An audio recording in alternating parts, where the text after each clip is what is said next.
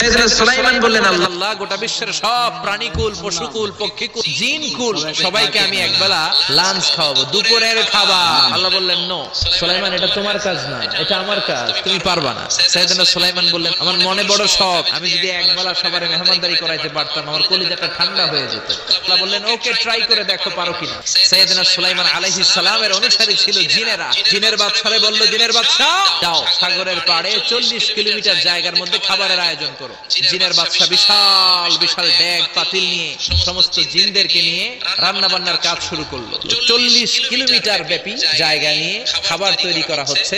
সব যখন রান্না শেষ, চলে এলো সেই মহেন্দ্রক্ষণ। ইন দ্য মিন টাইম সাগরের ভেতর থেকে এক বিশাল আকৃতির তিমি মাছ আ করে ডেকে বলল, সুলাইমান খাবার দাও। উনি ঘোষণা দিলেন, যাও এটারে খাবার দাও। তিমি মাছ বিশাল বড় হা করে বসে আছে সাগরে। জিনের বাদশা খাবার দিতে লাগলো। 1 কিলোমিটার শেষ, 5 কিলোমিটার